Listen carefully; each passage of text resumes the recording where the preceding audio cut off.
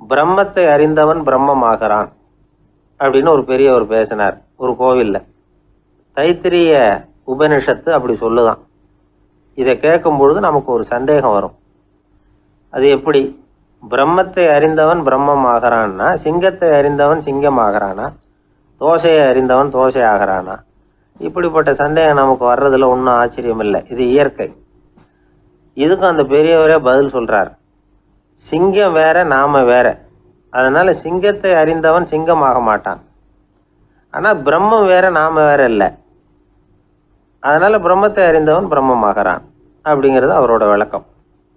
மனிதன் அவன்தான் தான் பிரம்மங்கிறது தெரியாதனால தான் அதை வேற எங்கேயோ தேடிட்டு இருக்கிறான். கடைசியில் அது தான் தாங்கிறது புரிஞ்சுக்கிற பொழுது அவன் பிரம்மம் ஆயிடுறான். இதை விளக்கிறதுக்கு ஒரு உபநிஷத்து கதையே இருக்கு. நமக்கு தெரிஞ்ச கதை தான், ஆனால் அதை வேற விதமான அர்த்தத்தில் விளையாட்டாக சொல்லிகிட்டு இருக்கிறோம். ஒரு சமயம் ஒரு 10 நண்பர்கள் ஒரு காட்டு வழியாக போய்கிட்டு இருக்கிறாங்க. குறுக்க ஒரு நதி, அதை கடந்து அடுத்த பக்கம் போகணும். எல்லாரும் ஒரு வழியாக கடந்து அடுத்த கரைக்கு போய் சேர்ந்துட்டாங்க. அங்கே போய் சேர்ந்ததுக்கு அப்புறம் எல்லாரும் பத்திரமா வந்து சேர்ந்துட்டோமா அப்படின்னு தெரிஞ்சுக்கிறதுக்காக எண்ணி பார்க்குறான் அந்த கூட்டத்து தலைவன். அவங்க மொத்தம் 10 பேர். ஆனால் அவன் எண்ணி பார்க்குறப்போ 9 தான் வருது.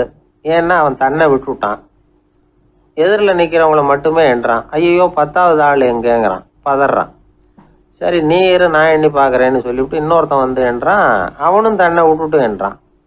9 தான் வருது. எல்லாரும் கொய்யோ முறையோன்னு கத்த ஆரம்பிச்சிட்டாங்க. அந்த சமயத்தில் ஒரு பெரியவர் அந்த பக்கமாக வர்றார். என்ன விஷயம்னு விசாரிக்கிறார். 10வது ஆளை 6 அடிச்சுட்டு போட்டுது அப்படின்னு சொல்லி இவங்க அழறாங்க. சரி அழாதீங்க அப்படின்னு சொல்லி அந்த தலைவனை பார்த்து இப்படி வாங்குறார். வர்றான். இப்போ எனக்கு முன்னாடி ஒரு தரம் எண்ணு பார்க்கலாம்ங்கிறார். 1 2 3ன்னு ஆரம்பித்து 9ல் வந்து முடிக்கிறான். உடனே பெரியவர் நீ தான் அந்த 10வது ஆள் அப்படிங்கிறார். இது உண்மை. நாம தான் அது. நாம தான் நம்மளை வேற எங்கேயோ தேடிட்டு இருக்கிறோம். நாம் எங்கேயோ தேடிட்டு இருக்கிறோமே, அந்த பிரம்மம் நாம தான். இப்படி ஒரு பெரிய உண்மையை விளக்கிறதுக்காக தான் அப்படி ஒரு கதை சொல்லப்பட்டது. ஆனால் அதை வந்து நாம் வேறு விதமாக வேடிக்கையாக உபயோகப்படுத்திக்கிட்டு இருக்கிறோம். எப்படி தெரியுமா? ஒரு ஆத்தங்கரையில் ஒரு 10 பேர் முழிச்சுக்கிட்டே நின்றுக்கிட்டு இருந்தாங்களாம். அந்த பக்கமாக வந்த ஒருத்தன் ஏன் இப்படி முழிச்சுக்கிட்டு நிற்கிறீங்கன்னு கேட்டிருக்கிறான். எங்களுக்கு நீச்சல் தெரியாது, நாங்கள்லாம் அடுத்த கரைக்கு போய் சேரணும் அப்படின்னு நாங்களாம். சரி நான் கொண்டுட்டு போய் விடுறேன். எல்லாரும் அக்கறைக்கு போய் சேர்ந்த உடனே ஆளுக்கு ₹1 வீதமாக மொத்தம் ₹10 எனக்கு கொடுக்கணும் அப்படின்ட்டுருக்கான் இவன். சரின்னு ஒத்துக்கிட்டாங்க. இவன் ஒவ்வொருத்தராக கையை பிடிச்சி மெதுவாக ஆற்றுல இறக்கி அழைச்சிட்டு போயிட்டான். 9 பேரை கரை சேர்த்துட்டான். 10வது ஆள் பாதி ஆற்றுல போயிட்டு இருக்கிறப்போ திடீர்னு வெள்ளம் வந்துட்டுது. புடி நழுவி போச்சு. கையை விட்டுட்டான். வெள்ளம் அடிச்சுட்டு போட்டுது. அழைச்சிட்டு வந்தவன் நீச்சல் அடித்து தடுமாறி கரைக்கு வந்து சேர்ந்துட்டான். கரையில் இருந்தவங்களுக்கு இந்த விஷயம் தெரியாது. இருந்தாலும் இவன் உடம்பு பூரா நனைஞ்சி கொஞ்சம் அதிகமாக மூச்சு வாங்க நின்றுக்கிட்டு இருந்தானா, ஏங்க ஏன் இப்படி மூச்சு வாங்குது, என்ன விஷயம் அப்படின்னு கேட்டாங்களாம். அதுக்கு இவன் கொஞ்சமாக அலட்டிக்காமல் சொன்னானா, வேற ஒன்றும் இல்லை, நீங்கள் கொடுக்க வேண்டிய ₹10ல் ₹1 குறைஞ்சி போச்சு அவ்வளவுதான் அப்படின்னானா. ஏங்க எங்கே போயிட்டு வரீங்க அப்படின்னு கேட்டேன். எனக்கு வேண்டப்பட்ட ஒருத்தரை பார்த்து. ஆஸ்பத்திரிக்குன்னார். எந்த ஆஸ்பத்திரிக்குன்னே? மாட்டு ஆஸ்பத்திரிக்குன்னார். என்ன விஷயம்னே? மாமனாருக்கு உடம்பு சரியில்லை, அதுதான் மாட்டு ஆஸ்பத்திரிக்கு போயிட்டு வரேன்னார். அட பாவி, அதுக்கு அந்த ஆஸ்பத்திரிக்கா போவாங்க அப்படின்னு ஆச்சரியமா? அட அது இல்லைப்பா, முதல்ல எங்கள் குடும்ப டாக்டர் தான் தேடிக்கிட்டு போனேன். அவர் அந்த நேரத்தில் அவர் வளர்க்குற நாய்க்குட்டிக்கு உடம்பு சரியில்லைன்னு சொல்லி அதை தூக்கிக்கிட்டு மாட்டு ஆஸ்பத்திரிக்கு போயிட்டாராம் சொன்னாங்க. அதனால் அங்கே போய் அவரை சந்தித்து விஷயத்தை சொல்லிவிட்டு வர்றேன்னார். அப்புறம் தான் எனக்கு கொஞ்சம் நிம்மதியாக இருந்தது. பொதுவாக நமக்கு தெரிஞ்ச வரையில் டாக்டர்கள் 2 வகை. நமக்கு வைத்தியம் பண்ணுற டாக்டர்கள் ஒரு வகை, நம்மக்கிட்ட இருக்கிற ஆடு மாடு கோழிக்கு வைத்தியம் பண்ணுற டாக்டர்கள் ஒரு வகை. இப்போ தான் எனக்கு தெரியும் இன்னொரு வகையான டாக்டர்களும் உண்டுங்கிறது. அது யாருன்னா பூச்சிகளுக்கு வைத்தியம் பண்ணுற டாக்டர்கள், அதாவது பூச்சி டாக்டர்கள். வெளிநாடுகளில் அப்படிலாம் கூட சில பேர் இருக்கிறாங்க. பிரிட்டனில் யார்க்ஷயர் வட்டாரத்தில் ராதர்ஹாம் அப்படின்னு ஒரு ஊர். அங்கே ஒரு விலங்கியல் மருத்துவர், பேர் டாக்டர் லான்ஸ் ஜெப்சன். அவர் ஆஸ்பத்திரி வாசலில் பார்த்தீங்கன்னா தினமும் நிறைய பேர் நின்றுக்கிட்டு இருப்பாங்க. கையில் கண்ணாடி குடுவை, தகர டப்பா இப்படி ஏதாவது இருக்கும். அதுக்குள்ளே ஏதாவது பூச்சிகள் இருக்கும். அதுக்கு வைத்தியம் பண்ணுறதுக்காக வந்தவங்க தான் அவங்க எல்லாம். சிலந்தி பூச்சி, பல்லி, தேளு, பாம்பு இப்படி ஏதாவது இருக்கும். பொழுதுபோக்காக சில பேர் நாய், பூனை, கிளி, மைனா, புறா இப்படி ஏதாவது வளர்க்குறாங்கல்ல, அது மாதிரி இப்போல்லாம் தேளு, பல்லி, பாம்பு, பூச்சி இதையெல்லாம் வளர்க்க ஆரம்பிச்சிட்டாங்களாம். இது ஒரு புது ஃபேஷன்.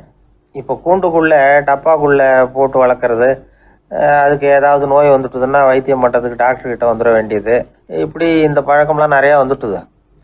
ரத்தம் உறிஞ்சிற அட்டைகள் கூட இவங்ககிட்ட வைத்தியத்துக்கு வருதான். சிலந்திகளில் செங்கால் சிலந்தின்னு ஒரு வகை. மத்திய அமெரிக்க காடுகளில் இது அதிகம். சிலந்திகள்லேயே ரொம்ப விலை உசந்தது இந்த ரகம்தான். கால்களில் சிவப்பு கோடுகள் இருக்கும்.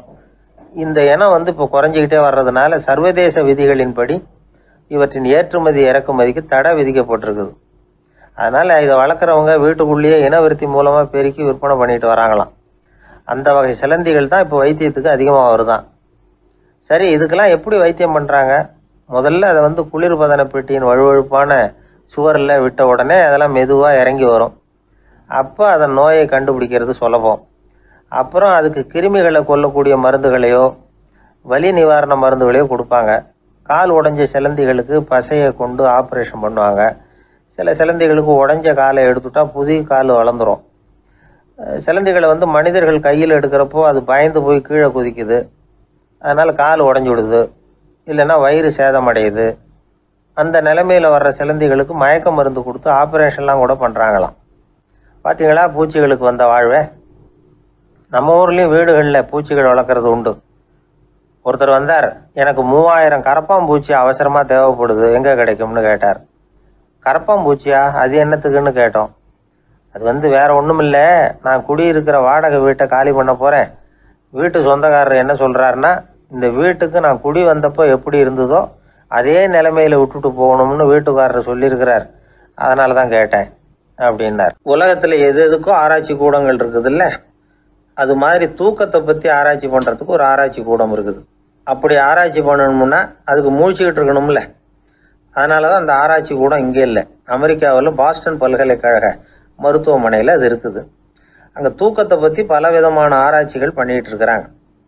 அந்த ஆராய்ச்சி கூடத்தில் இயக்குனராக இருக்கிற ஒரு நிபுணர், அவர் என்ன சொல்கிறார் தெரியுமா? உங்களுக்கு தூக்கம் வரலையா? நீங்கள் நல்லா தூங்குறதுக்கு தாராளமாக சில யோசனைகளை என்னால் சொல்ல முடியும் அப்படிங்கிறார்.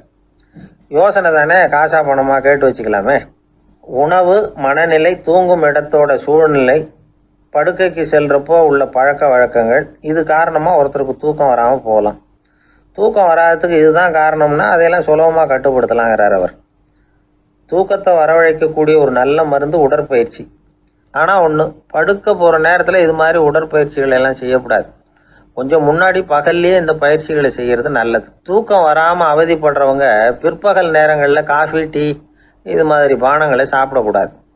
மது அருந்துறது கூட தூக்கத்தை பாதிக்கும். வெது வெதுப்பான நீரில் குளிக்கிறது, தியானத்தில் ஈடுபடுறது, ஓய்வாக இருக்கிறது, படுக்கிறது, அதாவது படுக்கிறதுக்கு முன்னாடி ஒரு கோவலை பால் சாப்பிட்றது, இதெல்லாம் தூக்கத்தை வரவழைக்கிறது ரொம்ப உதவியாக இருக்கும். இன்னொரு விஷயம் என்னென்னா, தூங்கி ஆகணுமேங்கிற கவலை வேண்டியதில்லை.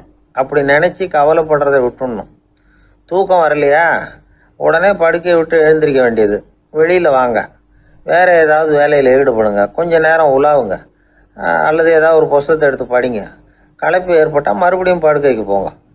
தூக்கம் தானே வந்துடும்.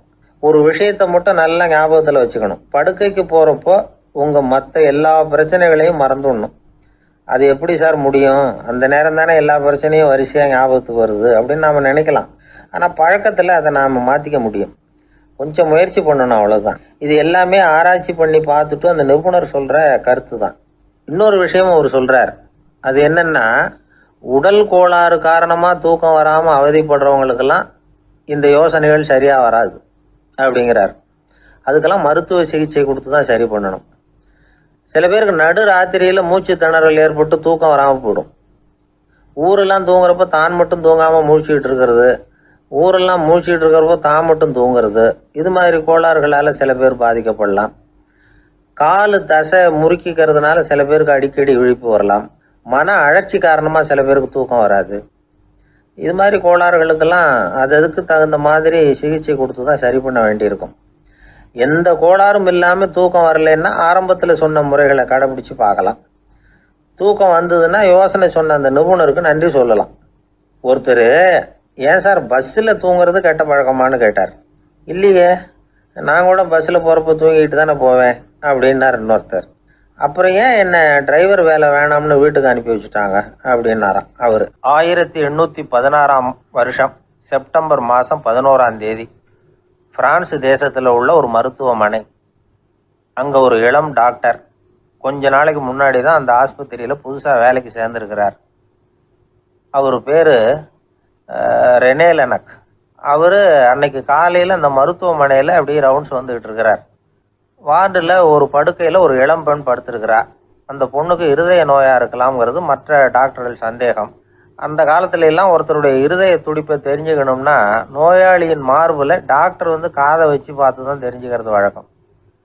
ஆனால் இந்த பெண்ணும் இளம் பெண், அந்த டாக்டரும் புதுசாக சேர்ந்துருக்கிறவர். அதனால் பரிசோதனை பண்ண தயங்கினார். கொஞ்ச நேரம் யோசனை பண்ணார். திடீர்னு ஒரு ஞாபகம் வந்தது அவருக்கு. அதாவது அன்னைக்கு விடியற் காலையில் தோட்டத்தில் அப்படி வாக்கிங் போயிட்டு இருந்தப்போ சின்ன பசங்கள்லாம் ஒரு மரக்கட்டையை வச்சு விளையாடிக்கிட்டு இருந்தாங்களாம். அதை இவர் பார்த்துருக்கிறார். அது என்ன விளையாட்டுனா, ஒரு நீளமான மரப்பலகை, அதில் ஒரு முனையில் ஒரு பையன் தன்னுடைய காதை வச்சுக்கிட்டு இருக்கிறான். மறுமுனையில் இன்னொரு பையன் அந்த மரப்பலகையை ஒரு ஆணியால் கீறிக்கிட்டு இருக்கிறான். ஒரு முனையில் ஆணியால் கீறும் பொழுது மறுமுனையில் காதை வச்சிருக்கிற பையனுக்கு அந்த சத்தம் துல்லியமாக கேட்குது. அந்த டாக்டருக்கு காலையில் பார்த்த இந்த விளையாட்டு ஞாபகத்துக்கு வந்துட்டுது. உடனே என்ன பண்ணார் தெரியுமா? ஒரு நீளமான காகிதத்தை எடுத்தார். அதை அப்படியே உருளை மாதிரி உருட்டினார். ஒரு முனையை அந்த நோயாளியின் மார்பில் இடது பக்கம் வச்சார். இன்னொரு முனையில் தன்னுடைய காதை வச்சார். என்ன ஆச்சரியம்! நோயாளியின் மார்பில் நேரடியாக காதை வச்சு கேட்குறத விட துல்லியமாக கேட்டுது இதய துடிப்பு. இதய துடிப்பு மட்டும் இல்லை, மூச்சு இழுத்து விடுறது, திரவ பொருள்களின் அசைவு, எல்லா சத்தமும் தெளிவாக கேட்குது. கிரேக்க மொழியில் ஸ்டெத்தாஸ் அப்படின்னா மார்பு, ஸ்கோப்பின் அப்படின்னா பார்ப்பதுன்னு அர்த்தம். அதனால் டாக்டர் ரெனே லெனக் தான் கண்டுபிடிச்ச கருவிக்கு ஸ்டெத்தஸ்கோப் அப்படின்னு பேர் வச்சார். அவரே முதல் மாடலையும் செஞ்சார். அளவு ரொம்ப பெருசாக இருந்தது, சுலபமாக எடுத்துகிட்டு போகிறது கஷ்டம். அது அவ்வளோ கஷ்டமாக இருந்தது அது. அதனால் அவரே அதை அப்புறம் 2 பிரிவாக தயார் பண்ணார். இது 2 துண்டையும் டாக்டர் தன்னோட கோட்டு பாக்கெட்டில் வச்சுக்கலாம், தேவைப்படுறப்ப எடுத்து ஒன்றா சேர்த்துக்கலாம். இப்படி தான் அவர் ஆரம்பத்தில் பண்ணார். தன்னுடைய இந்த கண்டுபிடிப்பை பற்றி அவர் ஒரு புத்தகம் எழுதினார். நிறைய விற்றுது, புகழும் பணமும் சேர்ந்தது. பணமும் புகழும் சேர்ந்தது மாதிரியே அவருக்கு ஒரு நோயும் சேர்ந்தது. அது என்ன நோயின்னு கண்டுபிடிக்கிறதுக்கும் அவர் கண்டுபிடிச்ச கருவி தான் உபயோகப்பட்டு தான். அவரே அதை கண்டுபிடிச்சார். அவருக்கு வந்திருந்தது காச நோய். 1826 வருஷம் ஆகஸ்ட் மாதம் 13ஆம் தேதி உலகத்தின் முதல் ஸ்டெதஸ்கோப்பை கண்டுபிடிச்ச டாக்டர் ரெனே லெனக் காலமானார். அவர் சாகிறதுக்கு முன்னாடி மரத்தால் செஞ்சு வச்சுருந்த ஸ்டெதஸ்கோப்பை தனக்கு வேண்டியப்பட்ட ஒரு டாக்டர்கிட்ட கொடுத்து, என்னுடைய சொத்துக்கள்லேயே ரொம்ப வசந்தது அப்படின்னு சொன்னாராம். அதுக்கப்புறம் 3 வெள்ளைக்காரங்க சேர்ந்து இந்த கருவியில் சில மாற்றங்களை பண்ணாங்க. ஆனால் 1829 லண்டனில் டாக்டர் நிக்கோலஸுங்கிறவர் ஒரு காதால் இதய துடிப்பை கேட்குறத விட டாக்டர் 2 காதாலையும் கேட்குறது தான் சரியாக இருக்கும் அப்படின்னு ஒரு கருத்தை வெளியிட்டார். அதுக்கப்புறம் ரொம்ப காலம் கழித்து 1852 ஜார்ஜ் காமான் அப்படிங்கிறவர் ரப்பர் டியூப்களை உபயோகப்படுத்தி 2 காதாலையும் கேட்குற மாதிரி ஒரு புதிய வடிவத்தை அதுக்கு கொடுத்தார். அதுக்கு பிறகு அது படிப்படியாக எவ்வளவோ மாற்றங்கள் இருந்தாலும் ஆரம்பத்தில் டாக்டர் ரெனே லெனக் உருவாக்கின அடிப்படை மாடலை யாரும் மாற்றி அமைக்கலைங்கிறது தான் முக்கியமான விஷயம். நமக்கு தெரிஞ்ச ஒரு ஆஸ்பத்திரி, அதில் ஒரு நோயாளி, காலை நேரத்தில் நர்ஸு அந்த பக்கமாக போயிட்டு இருந்தாங்க. அதை பார்த்துட்டு ஒரு நர்ஸுன்னு கத்துறார். நர்ஸு அவசரமாக ஓடி என்ன விஷயம்னு கேட்டாங்க. சிஸ்டர், இங்கே பாருங்கள், உங்கள் டாக்டரை என் நெஞ்சில் ஒரு காதை வச்சு கேட்டுக்கிட்டு இருக்கிறார் அப்படின்னார் நோயாளி. சிஸ்டர் பதட்டப்படாமல், அதனால் என்ன, இந்த டாக்டர் பழமையான விஷயங்களில் ரொம்ப நம்பிக்கை உள்ளவர், அதனால் ஸ்டெதாஸ்கோப்பை உபயோகப்படுத்தாமல் காதை வச்சு கேட்குறார், அது ஒன்றும் தப்பு இல்லை அப்படின்னாங்களாம். ஐயோ, அதுக்காக இல்லை சிஸ்டர், இவர் என் நெஞ்சு மேலே தலையை வச்சது நேற்று ராத்திரி 9 மணி, இப்போ விடிஞ்சு போச்சு, இன்னமும் தலையை எடுக்கவே இல்லை, அதுக்காக தான் சந்தேகப்பட்டு உங்களை கூப்பிட்றேன் அப்படின்னாராம். எதிர்காலத்தை நினச்சா எனக்கு ரொம்ப பயமாக இருக்குது சார் அப்படின்னு சொல்கிறவங்க நிறைய பேர் இருக்கிறாங்க. அதாவது பயப்படாத மனிதர்கள்னு யாருமே கிடையாது. ஒவ்வொருத்தருக்கும் ஒவ்வொரு விதமான பயம் இருந்தாலும் ஒட்டுமொத்தமாக பார்க்குறப்போ மனிதனுக்கு 6 விதமான பய உணர்வுகள் வரலாம் அப்படின்னு பெரியவங்க சொல்கிறாங்க. எல்லா விதமான பயமும் இந்த 6 வகைக்குள்ள அடக்கம். அந்த 6 வகை பயமும் 6 எதிரிகள் மாதிரியாம். 6 எதிரிகளையும் புரிஞ்சுக்கிட்டோம்னா போதும், வாழ்க்கையில் சுலபமாக வெற்றி அடைய முடியும். சரி, அந்த 6 வகை பயம் என்னென்ன அப்படின்னு பார்ப்போம். முதல்ல வறுமை பற்றிய பயம், 2வது பழிச்சொல் பற்றிய பயம், 3வது உடல் நலம் பாதிப்பு பற்றிய பயம், 4வது என்னன்னா காதல் தோல்வி, 5வது முதுமை, 6வது மரணம். அதாவது பயப்படுறதுங்கிறது ஒரு மனநிலை தான். இந்த மனநிலையை கட்டுப்படுத்த முடியும், திசை திருப்ப முடியும். சரி, இந்த பயங்களின் அறிகுறிகள் எப்படி இருக்கும்? வறுமை பற்றிய பயம் அப்படின்னு முதல்ல சொன்னோம் இல்லையா, அந்த பயத்தின் அறிகுறிகளை தெரிஞ்சுக்குவோம். எதுலேயும் அக்கறை இல்லாமல் இருக்கிறது, ஒரு குறிக்கோள் இல்லாமல் இருக்கிறது, வறுமையை சகிச்சுக்கிறது, வாழ்க்கையில் கிடைக்கிறது எதுவாக இருந்தாலும் ஆட்சேபனை இல்லாமல் ஏற்றுக்கிறது, மனசாலும் உடம்பாலும் சோர்ந்து போயிருக்கிறது, ஆர்வம், முனைப்பு, கற்பனை திறன் எதுவுமே இல்லாமல் இருக்கிறது. இதெல்லாம் தான் அந்த வறுமை பற்றிய பயத்தின் அறிகுறிகள். அந்த அடுத்தது ஒன்று பார்த்தோமே, பழிச்சொல் பற்றிய பயம். அதாவது அடுத்தவங்க நம்மளை குறை சொல்லி விடுவாங்களோ அப்படிங்கிற பயம். இதுக்கு அறிகுறி என்ன தெரியுமா?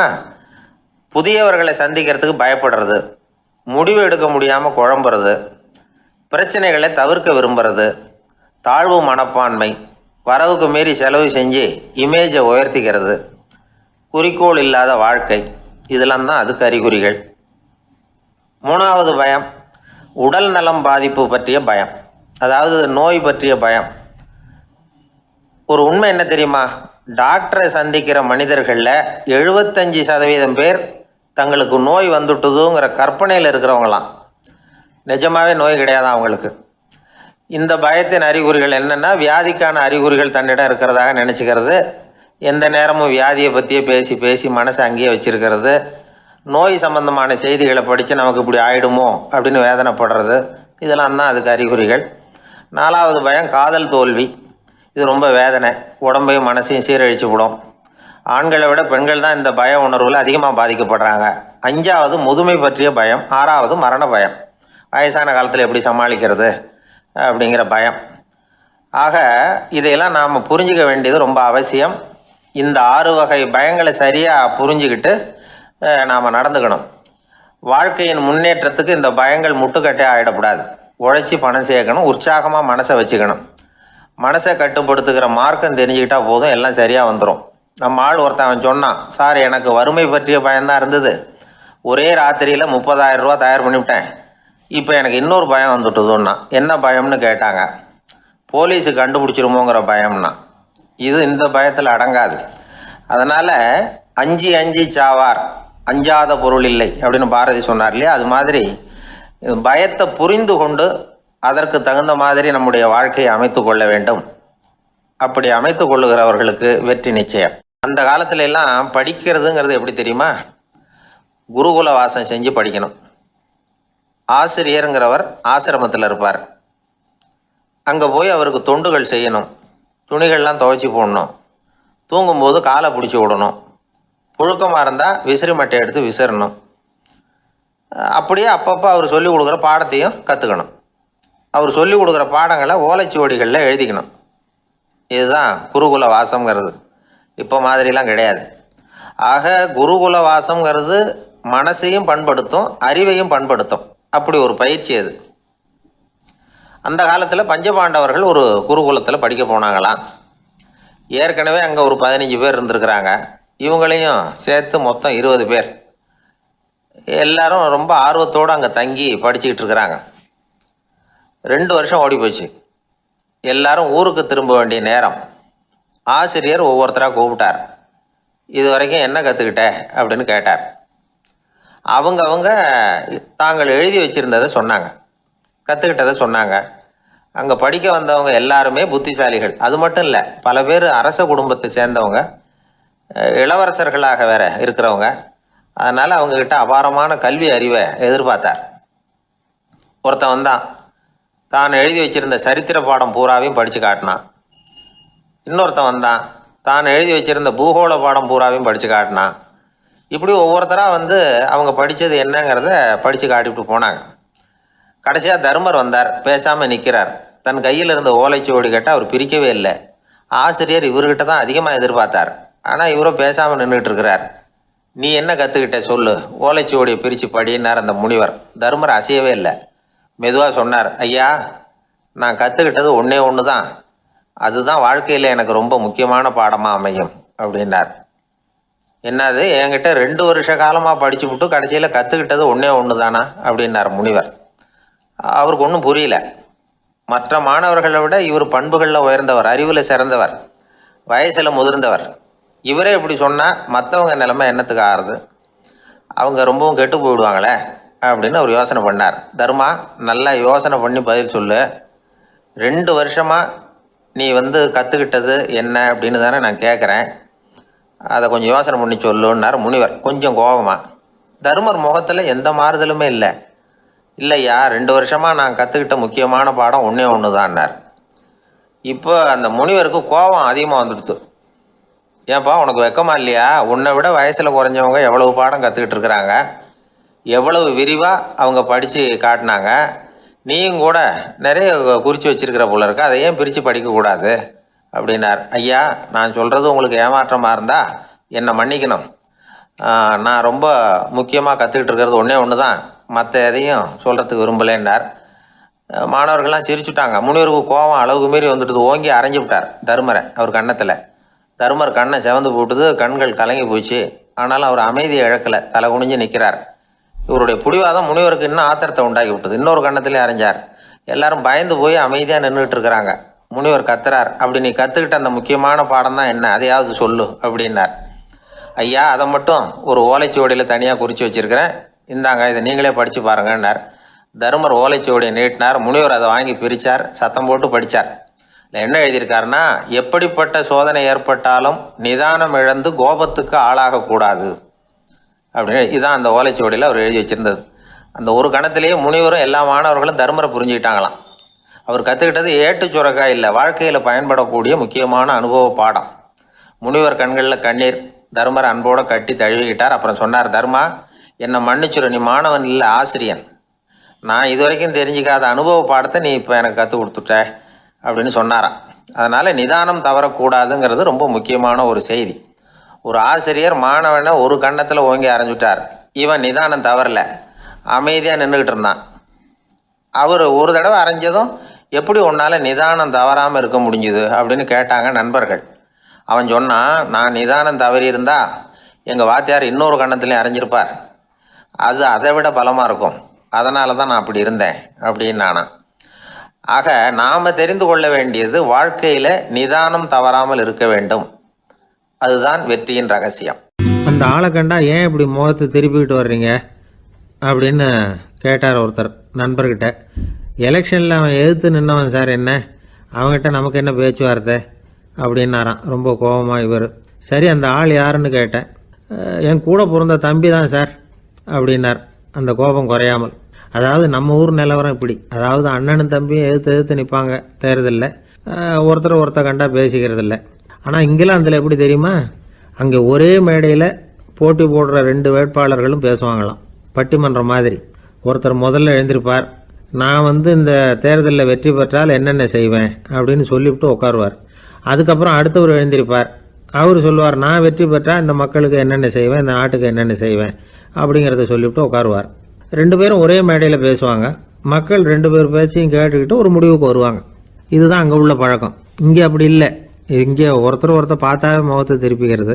ஒரு தடவை இது மாதிரி ஒரு கூட்டம் நடந்துகிட்டு இருக்கு அங்கே வெளிநாட்டில் தான். நேரத்துக்கு சரியாக ஒரு வேட்பாளர் வந்து சேரலை. இது இங்கிலாந்தில் நடந்த நிகழ்ச்சி. அப்புறம் என்னாச்சுன்னா, ஒருத்தர் வந்துட்டார், இன்னொருத்தர் வந்து சேரலை. அப்புறம் உடனே அந்த ஒருத்தர் வந்தவர் பேச ஆரம்பிச்சிட்டார்.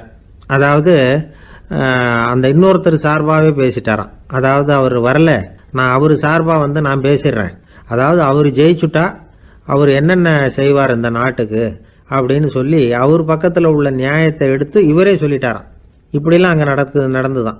இது எப்பேற்பட்ட தேர்தல் பண்பாடு பாருங்கள். அதனால் இன்னொரு விஷயம், இப்போ இங்கிலாந்துலாம் ஓட்டு கேட்குறப்ப வெற்றியா தோல்வியாங்கிறத ஓரளவுக்கு யூகிச்சுடலாமா. இப்போ ஒரு வேட்பாளர் ஒரு வீட்டுக்கு முன்னாடி போய் நின்று எனக்கு ஓட்டு போடுங்கன்னு கேட்குறாருன்னு வச்சுங்களேன், அதுக்கு என்ன பார்த்து செய்கிறோம், போயிட்டு வாங்க அப்படின்னு சில வீடுகளில் வாசலில் நின்னே சொல்லி அனுப்பிச்சிருவாங்களாம். வேறு சில வீடுகளில் எப்படின்னா, வேட்பாளரை வீட்டுக்குள்ளே கூப்பிட்டு காபி சாப்பிட சொல்லி உபசரித்து அதுக்கப்புறம் அனுப்பி வைக்கிறது வழக்கமாக. இதில் எந்த வீட்டு ஓட்டு நிச்சயம் தெரியுமா? வாசலில் நின்று வழி அனுப்பி வச்சுட்றாங்க பாருங்க, அவங்க ஓட்டு நிச்சயம். உள்ளே கூப்பிட்டு காப்பி கொடுத்து அனுப்புகிறாங்க பாருங்க, அவங்க ஓட்டு நிச்சயம் இல்லையா? சரி, அப்புறம் ஏன் அந்த உபசரிப்பு அப்படின்னு கேட்டால் அதுக்கு ஒரு காரணத்தை சொல்கிறாங்க. அதாவது அது ஒரு அனுதாபத்தை தெரிவிக்கிற முறையாம். ஐயோ பாவம், நாம் இவருக்கு ஓட்டு தான் போட போகிறதில்ல, எதையாவது செய்வோம், காப்பியாவது சாப்பிட்டு போகட்டும் அப்படிங்கிற எண்ணமா. இப்படி அந்த ஒரு பழக்கம். ஆக அந்த ஊரில் நிறைய காப்பி சாப்பிட்ணும்னு ஒருத்தர் ஆசைப்பட்டால் தேர்தலில் தோற்று போகிறதுக்கு தயாராக இருக்கணும். ஒரு சமயம் ஒரு ஊரில் தேர்தல் நடந்துதான். ஒரு தொகுதியில் நின்று தோற்று போன ஒருத்தர் கையில் ஒரு துப்பாக்கியோட ஊருக்குள்ளே சுற்றிக்கிட்டு இருந்தாராம். ஒரு போலீஸ்காரர் அவரை பார்த்துட்டு சந்தேகப்பட்டிருக்கார். அதனால் அவரை தடுத்து நிறுத்தி, என்ன இது துப்பாக்கியோட சுற்றுறீங்களேன்னு விசாரிச்சிருக்கார். இதுக்கு அவர் சொன்னாராம், சார், இந்த தொகுதியில் மொத்தம் 1,00,000 வாக்காளர்கள், அதில் எனக்கு 10,000 பேர் மட்டும்தான் எனக்கு ஓட்டு போட்டிருக்கிறாங்க. அப்படின்னா எனக்கு வேண்டாதவங்க இந்த தொகுதியில் 90,000 பேர் இருக்கிறாங்கன்னு அர்த்தம். இப்படி ஒரு சூழ்நிலையில் நான் என்னுடைய பாதுகாப்புக்கு ஆயுதம் இல்லாமல் நடமாடலாமா அப்படின்னு கேட்டாராம். எவ்வளவு எச்சரிக்கை பாருங்கள். நம்ம ஊரில் சில பேர் ஓட்டு கேட்குற விதமே தனி. ஒருத்தர் ரொம்ப சாமர்த்தியமாக ஓட்டு கேட்பாராம். அவர் எப்படின்னா, ஒரு வீட்டுக்கு போகிறாருன்னு வச்சுங்களேன், அந்த நேரம் அந்த வீட்டுக்காரர் என்ன செஞ்சுக்கிட்டு இருக்கிறாரோ அதே வேலையை இவரும் கொஞ்ச நேரம் செய்வாராம், அவருக்கு ஒத்தாசையா. அதுக்கப்புறம் மெதுவாக பேச்சு கொடுப்பார், ஓட்டு கேட்பார், இது மாதிரி எலெக்ஷனில் நிற்கிறேன் கவனிக்கணும்னு. அது மாதிரி ஒரு தடவை அவர் போனப்போ அங்கே அவர் என்ன பண்ணிகிட்டு இருக்காரு, வீட்டுக்கு பின்னாடி மாட்டு கொட்டையில் பால் கறந்துக்கிட்டு இருக்கார் ஒரு பசுமாட்டுக்கிட்ட. அந்த வீட்டில் இவர் ஓட்டு கேட்க போனவர் இவர் ஓடி போய் இன்னொரு சொம்பை எடுத்துக்கிட்டு அதே மாட்டுக்கு இன்னொரு பக்கம் போய் உட்காந்துக்கிட்டு இவரும் பால் கறக்க ஆரம்பிச்சிட்டார். எதிர உட்காந்துட்டு இருக்காரு இவர் இந்த பக்கம் உட்காந்துருக்கார். கீழே கொஞ்சம் குனிஞ்சு பார்த்தா ஒருத்தர் முகத்தை ஒருத்தர் பார்க்கலாம். கொஞ்ச நேரம் ஆனதுக்கப்புறம் இவர் மெதுவாக அவர்கிட்ட பேச்சு கொடுத்தாராம். இது மாதிரி நான் எலெக்ஷனில் நிற்கிறேன், நீங்கள் ஓட்டு போடணும், அதுக்காக தான் வந்தேன்னாராம். அது முடியாதுங்களேன்னாராம் அவர். ஏன்னு கேட்டிருக்கார். நான் இந்த வீட்டுக்காரன் இல்லை, நானும் உன்ன மாதிரி ஓட்டு கேட்க வந்தவன் தான் அப்படின்னாராம் அவர். ஒரே ஒரு ஊரில் ஒரு ராஜா இருந்தாராம். அவர் நிறைய சம்பாதிக்கணும்னு திட்டம் போட்டார். தனக்காக சம்பாதிக்கணும்னு நினைக்கல, தன்னுடைய நாட்டுக்காக சம்பாதிக்கணும் அப்படின்னு நினைச்சார். அரசாங்க கருவூலத்தில் கையிருப்பு குறைச்சலாக இருந்தது. மக்கள்கிட்ட வரி விதிச்சாகணும், வேற வழி இல்லை. ஆனாலும் அந்த ராஜா மக்கள் கஷ்டப்படக்கூடாது அப்படின்னு நினைக்கிறவர். மக்கள் வரியையும் கட்டணும், அதே நேரத்தில் அவங்க சிரமப்படவும் கூடாது. இதுக்கு தகுந்த மாதிரி ஒரு திட்டம் போட்டார். அது பிரகாரம் என்ன பண்ணார்னா, அந்த நாட்டில் ஒரு 3 பெரிய குளங்களை தோண்டினார். அது நிறைய தண்ணீரை நிரப்புனார். அதுக்கப்புறம் எங்கேயோ தேடி பிடிச்சி 3 விதமான மீன்களை கொண்டுகிட்டு வந்தார். அந்த 3 குளங்கள்லையும் விட்டார். அதை ஒவ்வொரு குளத்துலேயும் ஒவ்வொரு விதமான மீன்கள். அந்த மீன்களுக்கு அபூர்வமான ஒரு சக்தி உண்டு. அது எப்படின்னா, அந்த குளத்தில் குளிக்க வர்றவங்களுக்கு அந்த மீன்கள் கடிக்கும் பொழுது வலி ஏற்படுறதில்ல. அதுக்கு பதிலாக மகிழ்ச்சி நிறைந்த ஒரு இனிமையான உணர்வை அவங்க அனுபவிச்சாங்க. அது எப்படின்னா, இந்த முதல் குளத்தில் இருந்த மீன்களால் கடிக்கப்படும் பொழுது ஒரு விதமான இன்ப மயக்கத்தில் திளைச்சிருக்கிறது மாதிரி உணர்வு. இந்த 2வது குளம் இருக்க, அதில் இருக்கிற மீன் கடிச்சதுன்னு வைங்க, மக்களுக்கு எப்படி இருக்கும்னா, கால்களே தரையில் படாமல் அப்படியே ஆகாயத்தில் மிதக்கிறது மாதிரி ஒரு உணர்வு. அதை அனுபவிக்கிறாங்க. 3வது குளத்தில் இருக்கிற மீன் கடிச்சதுன்னா அவங்கெல்லாம் அப்படியே கோடீஸ்வரராக மாறிட்டதாக ஒரு உணர்வு. அதை அவங்களால அனுபவிக்க முடியுது. இப்படி ஒரு அபூர்வமான மீன் அது, அந்த 3 வகை. இப்படி இருந்தால் மக்கள் அந்த குளங்கள் குளிக்கிறதுக்கு ஆசைப்படாமல் இருப்பாங்களா? அதனால் கூட்டம் கூட்டமாக அலமோத ஆரம்பிச்சிட்டாங்க. ஒவ்வொரு குளத்தின் கரையிலேயும் கியூ வரிசையில் நிற்க ஆரம்பிச்சிட்டாங்க. அந்த நாட்டு மன்னர் என்ன பண்ணார்னா, ஒவ்வொரு குளத்தங்கரையிலையும் ஒரு ராஜாங்க அதிகாரியை உட்கார வச்சார். டிக்கெட்டை அடித்து கொடுத்தார். குளிக்க வர்றவங்க கிட்ட ஒரு குறிப்பிட்ட தொகையை கட்டணமாக வசூலிக்க ஆரம்பித்தார். அவ்வளவுதான். அரசாங்க கருவூலம் நிரம்ப ஆரம்பிச்சுட்டுது. ராஜாங்கத்துக்கு தேவையான பணம் கிடைச்சிட்டுது. இது ஒரு கதை. இதை பற்றி என்ன நினைக்கிறீங்க? அதாவது மக்களுக்கு சுமை தெரியாமலே வரி வசூல் பண்ணுறது நல்லது தானே அப்படின்னு நினைப்பீங்க. ஆனால் இன்றைக்கும் உலகத்தில் பல அரசாங்கங்கள் இதே மாதிரி 3 குளங்களை வெட்டி வச்சிருக்குது. மக்களும் அதில் குளிச்சுக்கிட்டு தான் இருக்கிறாங்க. அது எப்படிங்கிறீங்களா? அந்த முதல் குளம் தான் சினிமா தியேட்டர். அதில் குளிக்கிறவங்க தான் ஒரு விதமான இன்ப மயக்கத்தில் திளைச்சிருக்கிறது மாதிரியான உணர்வை அனுபவிக்கிறவங்க. 2வது குளம் தான் சாராய கடை. இந்த குளத்தில் குளிக்கிறவங்க தான் கால்களே தரையில் படாமல் ஆகாயத்தில் மிதக்கிறது மாதிரி உணர்வை அனுபவிக்கிறவங்க. 3வது குளம் லாட்ரி டிக்கெட். இதில் குளிக்கிறவங்க தாங்கள் அப்படியே கோடீஸ்வரர்களாக மாறினது மாதிரி ஒரு உணர்வு, அதை அனுபவிக்கிறவங்க. இன்றைக்கி பல நாடுகள் இந்த குளங்களை பயன்படுத்திக்கிட்டு தான் வராங்க. ஒரு பூவில் வண்டு உட்காருது, அதில் இருக்கிற தேனை வண்டு எடுக்குது. இந்த சமயத்தில் அந்த பூவுக்கு வலிக்குமா? அதுக்கு வலிக்கிறது இல்லை. அந்த பூவோட மலர்ச்சியும் வளர்ச்சியும் குன்றி போகிறதும் கிடையாது. ஒரு ராஜா மக்கள்கிட்ட வரி வசூல் பண்ணும் பொழுது மக்களுக்கு சிரமமும் தெரியக்கூடாது, அதே நேரத்தை அதனால் அவங்க வாழ்க்கையும் கெட்டு போயிடக்கூடாது. அது மாதிரி வரி வசூல் பண்ணணுமா. இது காளிதாசனின் ரகுவம்சத்தில் காணப்படுகிற ஒரு கருத்து. ஒரு சின்ன குழந்தை தவறுதலாக ஒரு 25 காசு நாணயத்தை மூழ்கி விட்டுது. காசு வயத்துக்குள்ளே போயிட்டுது. அந்த குழந்தையோட தாய் உடனே குழந்தைய தூக்கிட்டு ஆஸ்பத்திரிக்கு புறப்பட்டாங்க. அப்போ அந்த பக்கமாக ஒருத்தர் வந்தார் தெருவில். என்ன விவரம்னு கேட்டார். இவங்க சொன்னாங்க, குழந்தை காசை முழுங்கிட்டுது, அதுதான் அவசரமாக ஆஸ்பத்திரிக்கு தூக்கிட்டு ஓடுறேன் அப்படின்னாங்க. அவர் சொன்னார், கவலைப்படாதம்மா, உடனே இப்படி கொடுங்க குழந்தைய அப்படின்னு கையில் வாங்கினார். ஒரு கையில் அந்த குழந்தையோட கால் ரெண்டையும் பிடிச்சி தலைகீழாக தூக்கி பிடிச்சார். இன்னொரு கையால் அந்த குழந்தையோட வயத்தில் குறிப்பாக ஒரு இடத்துல அப்படியே தேடி அந்த சுட்டு விரலால் ஒரு இடத்துல பொட்டுன்னு தட்டினார். உடனே காசு அந்த குழந்தையோட வாய் வழியாக வெளியில் விழுந்துட்டுது. காசை எடுத்துக்கிட்டு, இந்தாங்கம்மா உங்கள் குழந்தை அப்படின்னார். ரொம்ப நன்றிங்க, நிச்சயமாக நீங்கள் ஒரு டாக்டராக தான் இருக்கணும், என்னுடைய யூகம் சரிதானே அப்படின்னாங்களாம் அந்த அம்மா. அதுக்கு அவர், இல்லைங்க, நான் ஒரு இன்கம் டேக்ஸ் ஆஃபீஸர், வருமான வரி அதிகாரி அப்படின்னு சொல்லிவிட்டு போனாராம். ஒரு ஆள் இருந்தார். விலங்குகள் பேரில் அவருக்கு ரொம்பவும் பிரியம். அதனால் தன்னுடைய வீட்டில் ஒரு நாயை வளர்த்தார். அதே மாதிரி கழுதையையும் வளர்த்தார். அந்த கழுதை அவர் வீட்டு கொல்லை பக்கத்தில் நின்றுக்கிட்டு இருக்கும். ஏதாவது பொதி சுமக்கிற வேலை இருந்ததுன்னா அதை கவனிச்சிக்கும். அந்த நாய் வீட்டுக்குள்ளே இருக்கும். நாய்க்கு அந்த வீட்டில் ராஜ உபசாரம் தான். அதுக்கு அந்த வீட்டில் ஏகப்பட்ட மரியாதை. குளிக்கிறதுக்கு தனியாக சோப்பு, 2 வேளையும் பால், பிஸ்கட்டு, மத்தியானம் சாப்பாடு. அதுக்கு ஏதாவது உடம்பு சரியில்லைன்னா உடனே ஆஸ்பத்திரி வைத்தியம். ரொம்ப கொடுத்து வச்ச நாய். அந்த வீட்டு தலைவர் வெளியில் அப்படியே நடைப்பயிற்சி போனால் கூடவே இதுவும் போகும். அவர் மட்டும் தனியாக எங்கேயாவது வெளியில் போயிட்டு வந்தால் வீட்டுக்கு வந்த உடனே அந்த நாய் அவர்கிட்ட ஓடி வரும். அப்படியே எழும்பி முன்னங்கால் 2ஐயும் அவர் தோள் மேலே போட்டுக்கும். அவர் சிரிச்சுக்கிட்டே அது தலையில் செல்லமாக தட்டுவார். அவர் ஈசி சேரில் சாஞ்சிக்கிட்டு டிவி பார்ப்பார், பேப்பர் படிப்பார். அப்போலாம் அந்த நாய் அவருடைய காலடியில் படுத்துக்கும். அப்போ கூட அவர் அது தலையை செல்லமாக தடவி கொடுப்பார். அந்த நாய் படுக்கிறதுக்குன்னே ஒரு மெத்தை, சில சமயம் அது அங்கே இருக்கிற மேஜை நாற்காலி மேலே கூட ஏறி விளையாடும், சோஃபாவில் ஏறி உட்காந்துக்கும்.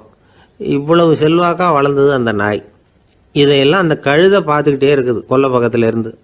பார்த்துட்டு அது யோசிக்க ஆரம்பிச்சுதான், என்ன இது, இந்த வீட்டில் நாம தான் கழுதையாக உழைக்கிறோம், பொதி சுமக்கிறோம், நமக்கு ஒரு நல்ல சாப்பாடு கிடையாது, படுக்கை கிடையாது, ஒரு நாளாவது நம்ம தலையையோ முதுகையோ தடவி கொடுத்தது கிடையாது.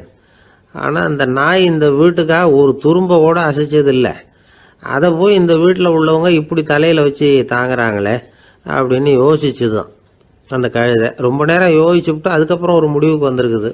சரி, இனிமேல் நாமளும் அந்த நாய் மாதிரியே நடந்து பார்ப்போம், அது மாதிரியே பிஹேவ் பண்ணுவோம், அப்போவாவது நமக்கும் அந்த மரியாதை கிடைக்குதா பார்க்கலாம் அப்படின்னு ஒரு திட்டம் போட்டுது மனசுக்குள்ள. உடனே அந்த திட்டத்தை செயல்படுத்தவும் ஆரம்பிச்சுது. அதாவது அந்த வீட்டில் அந்த நாய் என்னென்ன செய்யுதோ அதையெல்லாம் இதுவும் செய்ய ஆரம்பிச்சுட்டுது. அந்த வீட்டு எஜமான் எங்கேயோ வெளியில் சுற்றிவிட்டு ரொம்ப அசந்து போய் வீட்டுக்கு திரும்பி வந்துக்கிட்டு இருந்தான்.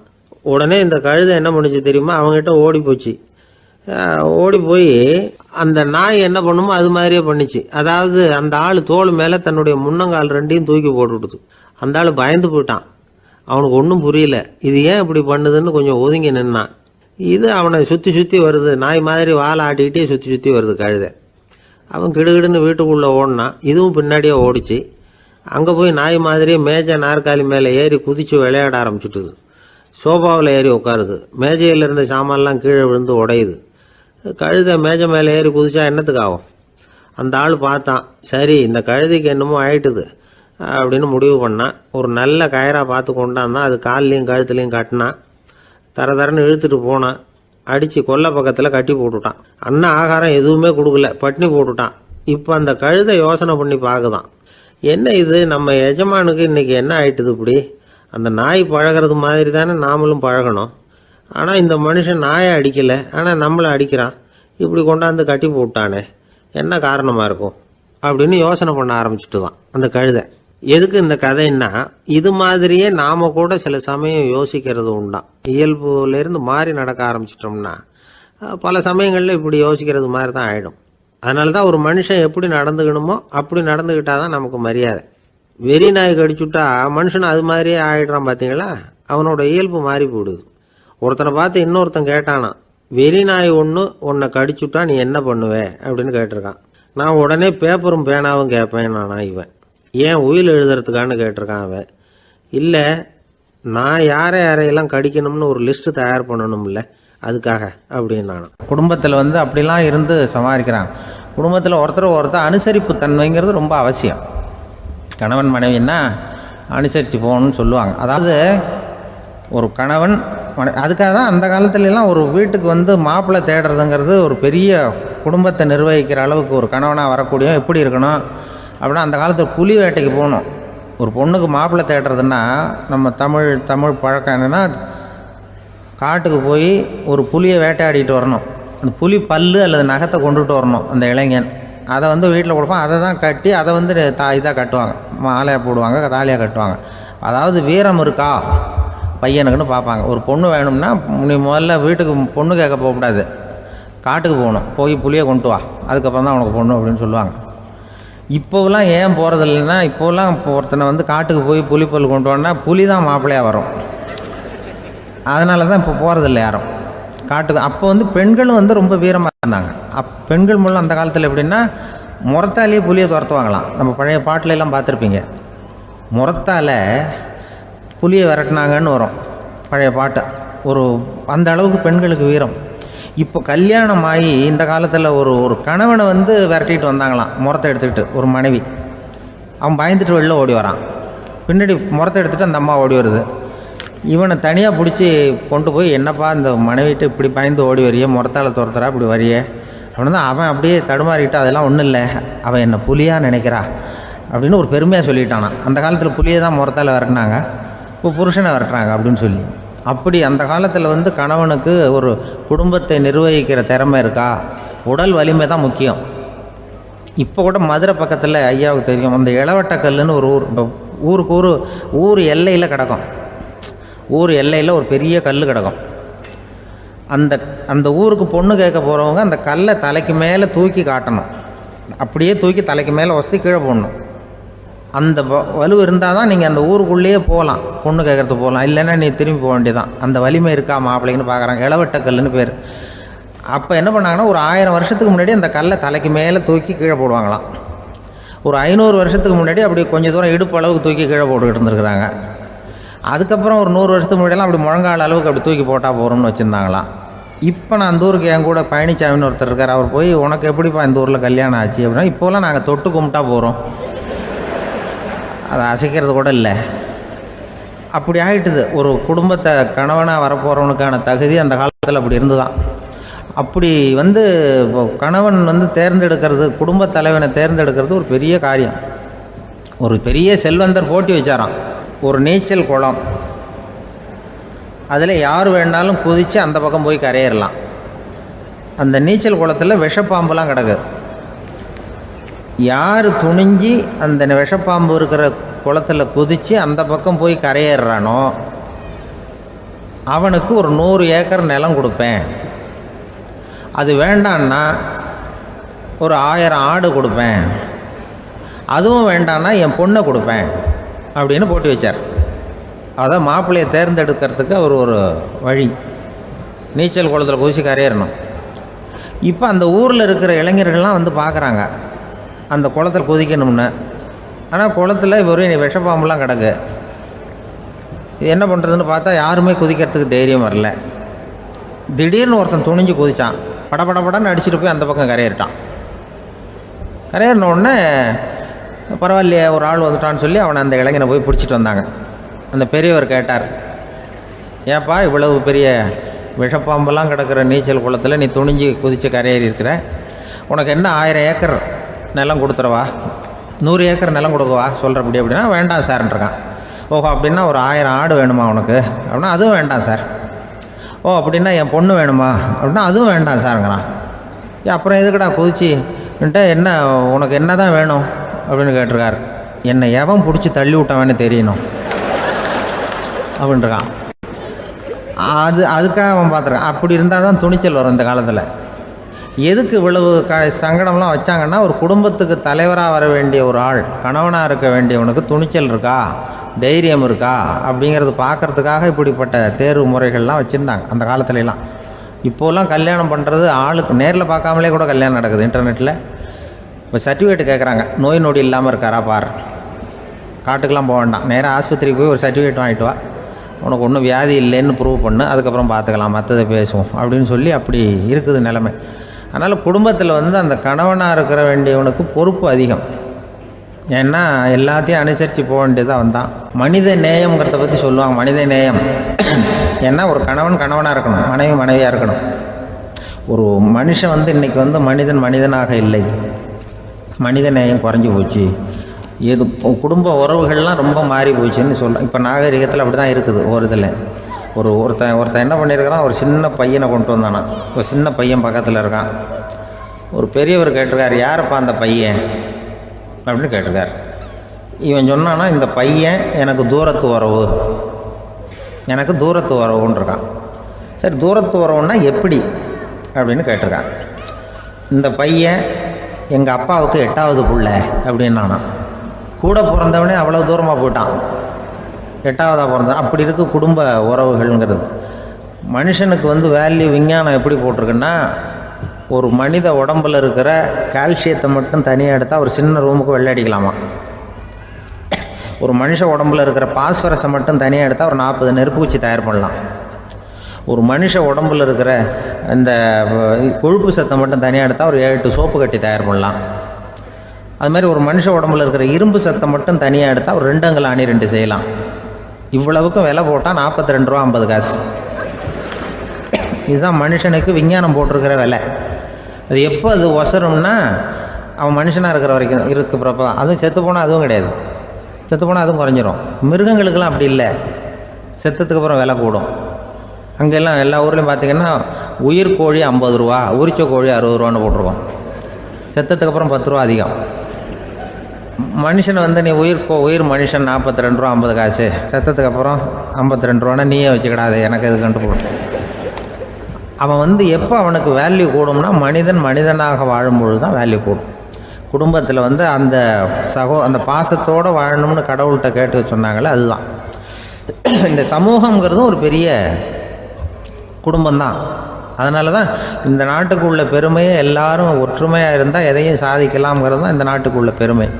அப்படி நிரூபித்தோம். அதனால் சமூகங்கிறதும் ஒரு குடும்பம் மாதிரி இருக்கிறது தான் பெருசு. இப்போ சில இதெல்லாம் இப்போ ஜாதி மத வேறுபாடெல்லாம் வந்து நம்முடைய முன்னேற்றத்தை வந்து தடுக்கும். விலங்குகள் வந்து நம்மளோட மேலானது. அதான் ஒரு ஊரில் ஒரு சிவன் கோயில் இருந்து தான். சிவன் கோயிலில் அந்த புறாவெல்லாம் வளர்ந்துக்கிட்டு இருந்திருக்கு. அந்த மாடத்தில், சிவன் கோயில் மாடத்தில் புறாவெல்லாம் கூடியிருந்திருக்கு. உடனே அதுக்கு கும்பாபிஷேகம் பண்ணுறதுக்காக ஊரில் திட்டம் போட்டாங்க. சிவன் கோயிலுக்கு வெள்ளடிக்க ஆரம்பித்தாங்க. வர்ணம் பூச ஆரம்பித்ததும் அதுக்கு சாரம் கட்டுவாங்கள்ல, இந்த குச்சியெல்லாம் வச்சு சாரம் கட்டுவாங்க. உடனே இந்த புறாவெல்லாம் என்ன பண்ணிச்சான், இனிமேல் நம்ம இங்கே வெள்ளை அடிக்கிறாங்க, கும்பாபிஷேகம் வருது, நம்ம இங்கே குடியிருக்க முடியாது, எதிர்த்தாப்புல எங்கே போகலான்னு பார்த்துருக்கு. இந்த உயரம் கோபுரத்தில் இருந்த புறாவெல்லாம் எதிர்த்தாப்புல ஒரு மாதா கோயில் இருந்திருக்கு, சர்ச்சு. அங்கே சில மாடங்களில் புறாவெல்லாம் இருக்குது, சில மாடம் இருக்குது. உடனே நம்மளாம் அங்கே போய்டும் கொஞ்சம் காலத்துக்குன்னு எல்லாம் புறப்பட்டு இந்த மாதா கோயிலுக்கு போயிடுது. அங்கே போனால் அங்கே இருக்கிற புறாவோடு சேர்ந்து இதுவும் குடியிருந்துகிட்ருக்கு. கொஞ்ச நாள் என்னாச்சு, அங்கே கிறிஸ்மஸ் வந்துட்டுது. கிறிஸ்மஸ் வந்ததும் சரி இங்கேயும் வெள்ளடிக்க ஆரம்பிக்கிறாங்க. நம்ம மறுபடியும் எங்கடா போகிறதுன்னு பார்த்தா அங்கே இருக்கிற புறாவோட சேர்ந்து இதுவும் சேர்ந்து நேராக ஒரு பள்ளிவாசல் இருந்தது. எதுக்கு அங்கே இருக்கிற மாடத்தில் போய் அங்கே குடியேறிட்டுது எல்லாம். அங்கே போனால் அங்கே ரமலான் மாதம் வந்து ரம்ஜானுக்காக அதையும் புதுப்பிக்க ஆரம்பித்தாங்க. இது என்ன பண்ணுறதுன்னு சொல்லி இந்த 3 செட்டு புறாவும் சேர்ந்து என்ன பண்ணிச்சு, எங்கே போகலான்னு பார்த்தா மறுபடியும் அதுக்குள்ளே இந்த சிவன் கோயிலில் கும்பாபிஷேகம் முடிஞ்சிருக்கு. அங்கே போடுவோம் எல்லாருன்னு சொல்லி எல்லா புறாவும் அந்த சிவன் கோயிலுக்கு வந்துட்டுது. அங்கே போய் மாடத்தில் அதை குடியிருந்துட்டுது. அப்போ திடீர்னு ஒரு நாள் பார்த்தா ஒரே கலவரம் பூமியில் எல்லாம் ஒருத்தன் அருவாளை தூக்கிட்டு நிற்கிறான், குச்சி எடுத்து ஒருத்தனை சுட்டுக்கிறான். ஒரே கலவரம், சத்தம், ஒரே மத கலவரம் வந்துட்டுது ஊரில். அப்போது புறாவெல்லாம் மாடத்தில் இருந்துக்கிட்டு ஒரு குஞ்சு புறா அவங்க அம்மாட்ட கேட்டு தான், இது என்ன இந்த மனுஷனுக்கு என்ன ஆச்சு, அவன் கத்தியை தூக்கிட்டு நிற்கிறானே அப்படின்னு கேட்டு தான். ஒரு குஞ்சு புறா அவங்க அம்மாட்ட கேட்டு தான், அம்மா புறா. இப்போ அந்த புறா சொல்லித்தான், மனுஷனுக்கு இப்போ மதம் பிடிச்சிருக்கு, அதான் கத்தியை தூக்கிட்டு நிற்கிறான் அப்படின்ட்டுருக்கு. இப்போ நமக்கெல்லாம் பிடிக்கலையே அப்படின்னு தான். அப்போ அந்த புறா சொல்லிச்சான், அந்த பாருமா, நாம் இந்த சிவன் கோயிலில் இருந்தாலும் நமக்கு புறான்னு தான் பேர், இந்த மாதா கோயிலுக்கு போனாலும் நமக்கு புறான்னு தான் பேர், பள்ளிவாசலுக்கு போனாலும் நமக்கு புறான்னு தான் பேர். அந்த மனுஷன் அப்படி இல்லை. அவன் இங்கே இருக்கிற வரைக்கும் இந்துன்னு சொல்லுவான், அங்கே மாதா கோயில் இருந்தான்னா கிறிஸ்தவன்னு சொல்லுவான், பள்ளிவாசலில் இருந்தான்னா முஸ்லீம்னு சொல்லுவான். அப்போ குஞ்சு புறா அது என்ன இப்படி பண்ணுறாங்க மனுஷங்க, இப்போ அவங்கள விட நம்ம வசதி போல் இருக்க, நம்ம தேவலாம் போல் இருக்க அப்படின்னு தான் அந்த குஞ்சு புறா. அப்போ அந்த தாய் புறா சொல்லிச்சான், உண்மைதான், அதனால தான் நம்ம மேலான இடத்துல இருக்கிறோம், அவன் கீழே நிற்கிறான் என்னமோ அப்படின்னு சொல்லிச்சான். இதுதான் அந்த குடும்பம்ங்கிறது, சமுதாயம்ங்கிறது ஒரு பெரிய குடும்பம். அது இந்த புறாக்கிட்டேருந்து மனுஷன் கற்றுக்க வேண்டியிருக்கு. அப்படி இருக்குது இன்றைக்கி மனுஷனுடைய நிலைமை. அதை புரிஞ்சுக்கணும். அப்படி தான் ஒவ்வொரு இதுலேயும் நாம் நடந்து கொள்ள வேண்டியிருக்குது. மிருகங்கள்டேருந்து கற்றுக்கிற வாய்ப்பெல்லாம் இருக்குது. அப்படி சொல்லுவாங்க, பிள்ளைகளை பற்றி சொல்லுவாங்க. இப்போ ராமர் லட்சுமணர் கதை சொல்லுவாங்க. அதாவது ராமரும் பரதனும் பந்து விளையாடிக்கிட்டு இருந்தாங்களாம் சின்ன வயசில் பந்து விளையாடிட்டு இருந்தாங்களாம். உடனே ராமர் வந்தாராம், கோசலை அவங்க அம்மா மடியில், கோசலை மடியில் சோர்ந்து போய் உட்காந்தாராம். சந்தோஷமாக உட்காந்துருக்காரு. அப்போ அந்த கோசலை அம்மா கேட்டாங்களாம், ஏன்ப்பா அப்படி இவ்வளவு சந்தோஷமாக இருக்கே, என்ன காரணம் அப்படின்னு கேட்டிருக்காரு. அப்படின்னு அந்த அம்மா கேட்டிருக்கு. ராமன் சொன்னான்னா, இது என் தம்பியோட நான் பந்து விளையாண்டுக்கிட்டு இருந்தேன், பரதன் அவன் ஜெயிச்சுட்டான், நான் தோத்துட்டேன், என்னை அவன் ஜெயிச்சுட்டான், அவனுடைய வெற்றி எனக்கு சந்தோஷமாக இருக்குது, தம்பியோட வெற்றி, அதனால் நான் சந்தோஷமாக இருக்கேன்னு சொல்லியிருக்கேன். அந்த அம்மாவுக்கு ரொம்ப சந்தோஷம், தம்பி ஜெயிக்கிறாங்கிறத பற்றி அண்ணன் சந்தோஷப்படுறானே அப்படின்னு. கொஞ்ச நேரத்தில் பரதன் வந்திருக்கான். அவன் சோர்ந்து போய் கலங்கி போய் அதே அம்மா மடியில் உட்காந்துருக்கான். நீ தான் ஜெயிச்சுட்டியாமே, நீ என்னத்துக்கு வருத்தப்பட்டுக்கிட்டு வர அப்படின்னு கேட்டிருக்க அந்த அம்மா. அப்போ பரதன் சொன்னானா, நான் ஜெயிக்கணுங்கிறதுக்காக அண்ணன் விட்டு கொடுத்தாரு, தோத்துட்டாரு, அதனால் எனக்கு வருத்தமாக இருக்குது, உண்மையில் அவர் தான் ஜெயிச்சிருக்க வேண்டியது, எனக்காக விட்டு கொடுத்தாரு அண்ணன், அதனால் நான் வருத்தப்படுறேன்னா. அப்போ அந்த அம்மா சொல்லிச்சான், இப்படி தான் தம்பியினுடைய வெற்றி அண்ணனை சந்தோஷப்படுத்துது, அண்ணனுடைய தோல்வி தம்பியை வருத்தப்பட வைக்குது, இப்படி தான் இருக்கணும் அண்ணன் தம்பின்னா, அப்படி தான் குடும்பத்திலையும் இருக்கணும்னு சொல்லி அந்த அம்மா சொன்னதாக சொல்லுவாங்க ராமாயண கதை. அதே போல் இப்போ இதில் வரும், நபிகள் நாயகத்தினுடைய பேரர்கள் பாத்திமாவனுடைய பிள்ளைகள் 2 பேர், ஹசன் ஹுசைன் 2 பேர் நபிகள் நாயகத்தினுடைய பேரன்மார்கள். அன்னை பாத்திமாவனுடைய குழந்தைகள். ஹசனும் ஹுசைனும் பேசிக்கிறதே இல்லையா கொஞ்ச நாள். இந்த அம்மாவுக்கு அதை பார்க்குறாங்க, ஏதோ அண்ணன் தம்பிக்குள்ளே ஏதோ தகராறு போல் இருக்கு, ஏன் பேசிக்க மாட்டேங்கிறாங்க அப்படின்னு சொல்லி அந்த பிள்ளைகளை கூப்பிட்டு வச்சு அந்த அம்மா புத்தி சொல்லிச்சான். இதை பாருப்பா, நீ அண்ணன் தம்பிக்குள்ளே இது மாதிரி இருக்கக்கூடாது, உங்கள் பாட்டனார் ஒரு புத்திமதி சொல்லியிருக்காரு, உனக்கு தெரியுமா, ஒரு முஸ்லீம் இன்னொரு முஸ்லீமோடு 3 நாட்களுக்கு மேல் பேசாமல் இருந்தால் அது அவனை கொலை செய்வதற்கு ஒப்பாகும் அப்படின்னு நபிகள் நாயகம் சொல்லியிருக்கார், தெரியுமா உனக்குன்னு அந்த அம்மா சொல்லிச்சான். அப்போ அந்த தம்பிக்காரர் சொன்னாராம், ஹுசைன் சொல்லியிருக்கார், அதுவும் எனக்கு தெரியும், அதே தாத்தா பாட்டனார் என்ன சொல்லியிருக்காருன்னா, அந்த 2 பேரில் யார் முதல்ல சலாம் சொல்கிறாங்களோ, யார் முதல்ல முன்னாடி பேசுகிறாங்களோ அவங்களுக்கு சொர்க்கம் கிடைக்கும், இறைவனுடைய ஆசி கிடைக்கும்னு சொல்லியிருக்கிறார். அந்த ஆசி அண்ணனுக்கு கிடைக்கட்டுமேங்கிறதுக்காக நான் பேசாமல் இருக்கிறேன் அப்படின்னா. அந்த ராமனும் பரதனும் எப்படி இருந்தாங்களோ அப்படி தான் ஹசனும் ஹுசைனும் இருந்திருக்கிறார்கள். அந்த பாசம்தான் குடும்பத்தில் வேணும். ஒரு அம்மா சொல்லுது, அதாவது கணவன் மனைவியாக இருந்துட்டு அப்புறம் விவாகரத்து வாங்கிட்டு அதுக்கப்புறம் அந்த அம்மா பேசுகிறத நேற்று தொலைக்காட்சியில் போட்டாங்க. அது என்ன சொல்லுதுன்னா, நாங்கள் கணவனும் மனைவியாக இருக்கிறப்போ எங்களுக்குள்ளே சண்டை வந்துக்கிட்டு இருந்தது, இப்போ விவாகரத்து வாங்கிட்டு இப்போ நண்பர்களாக இருக்கிறோம், இப்போ சண்டையே வர்றதில்லை எங்களுக்குள்ளே. அப்படி பாருங்கள், கணவன் மனைவியாக இருந்தப்போ சண்டை வந்து தான், விவாகரத்து வாங்கினது மறுபடியும் நாங்கள் நல்லபடியாக தான் இருக்கிறோம், ஒன்றும் எங்களுக்கு சண்டை வரல. அப்படி இருக்குது இப்போ காலம் போய்கிட்டு இருக்கு. நேற்று அப்படி ஒரு இது என் கூட வேலை பார்க்குறப்போ ஒரு அம்மா இருந்தாங்க. அவங்க எப்போதும் அவங்க வீட்டுக்காரர் படத்தையே வச்சுருப்பாங்க, கையில் பத்திரமா வச்சுருப்பாங்க. அவ்வளவு மரியாதை மதிப்புன்னு சொல்லி நாங்கள்லாம் அவங்கள பெருசாக நினைப்போம். இது எதுக்குமா அவங்க வீட்டுக்காரர் படத்தை பத்திரமா இல்லை கையிலேயே வச்சுருக்கீங்களே, ஆஃபீஸுக்கெல்லாம் எடுத்துகிட்டு வச்சு அடிக்கடி எடுத்து பார்த்துக்குவாங்க. அவ்வளவு பிரியமாக அவங்க வீட்டுக்காரர் இல்லை. ஆமாம், எனக்கு ஏதாவது பிரச்சனை வந்துவிடுதுன்னா உடனே எங்கள் வீட்டுக்காரர் படத்தை எடுத்து பார்ப்பேன். பரவாயில்ல, இப்படி ஒரு இதாக, ஆமாம் இதை பார்த்துட்டு நினச்சிக்குவேன், இதை விட பிரச்சனை வேறு என்ன இருந்துட போகுது உலகத்தில் அப்படின்னு நினச்சிக்குவேன். உடனே எனக்கு எல்லாம் போயிடும் அப்படின்ட்டு தான். அப்படி ஒரு அம்மா இருந்தாங்க, இப்போ இருக்காங்க, வேலை பார்த்துக்கிட்டு இருக்காங்க. அப்படிலாம் நீங்கள் இங்கே இருக்கிற தாய்மார்கள் பெண்கள் யாராவது அப்படி கூட பண்ணலாம். எப்போதுமே உங்கள் வீட்டுக்காரர் படத்தை கையில் வச்சுக்கோங்க. அது ஒரு யோசனை, குடும்பம் குதூகலமாக இருக்கிறதுக்கு அது ஒரு யோசனை. அதே மாதிரி இவங்களும் அவங்க படத்தை வச்சுக்கலாம். வச்சுக்கிட்டு பிரச்சனை வரும்பொழுது பார்த்துக்கணும், இதை விட நமக்கு என்ன வந்துட போகுது பெருசாக அப்படி தான் இருக்கணும். குடும்பம் வந்து நல்லபடியாக இருக்கணும்னா அதுக்கு இப்போ சொல்லுவாங்க, கடவுளே வந்து ஒரு வீட்டு கணவன் வீட்டு தலைவர் கனவுல வந்தாராம். கடவுள் வந்து இது மாதிரி உன்னை விட்டுட்டு உங்கள் குடும்பத்தை உன்னையெல்லாம் விட்டுட்டு போக போகிறேன்னா, அதனால் ஏதாவது வரம் வேணும்னா கேட்டு போய் வாங்கிக்கோ அப்படின்னு கடவுள் சொன்னாராம் அந்த குடும்ப தலைவர்கிட்ட. அவருக்கு என்ன கேட்குறதுன்னு புரியல. கடவுள் வந்து விட்டுட்டு போகிறேங்கிறார், ஏதாவது வரம் கேட்டுக்கோ அப்படின்னு நம்ம என்ன பண்ணுறது, என்ன கேட்குறதுன்னு ஒன்றும் புரியல. குழம்பிக்கிட்டு இருந்தான் அந்த ஆள் கனவில். இப்போ கடவுள் சொன்னாராம், சரி நீ ரொம்ப குழப்பமாக இருக்க, நாளைக்கு மறுபடியும் உன் கனவில் வரேன், அதுக்குள்ளே நீ முடிவு பண்ணி வை, உனக்கு என்ன வரம் வேணுமோ கேட்டு வாங்கிக்கோ, உனக்கு வரம் கொடுத்துட்டு நான் போயிடுறேன், உன்னை விட்டுட்டு போகிறதா நான் முடிவு பண்ணிட்டேன் அப்படின்ட்டுருக்காரு கடவுள்.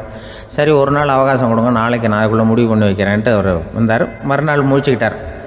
முழிச்சுக்கிட்டு மனைவி மகன் மக்கள் எல்லோரையும் கூப்பிட்டார், குடும்பத்தில் எல்லாரையும். இப்படி வாங்க, இது மாதிரி நேற்று கனவுல வந்தார் கடவுள், நம்மளை விட்டுட்டு போக போகிறாராம், என்ன வரம் வேணும்னு கேட்டு வாங்கிங்கோ அப்படின்னு இப்போ சொல்லிட்டார். என்ன கேட்குறதுன்னா அப்படின்னு அந்த கணவன் கேட்குறான்.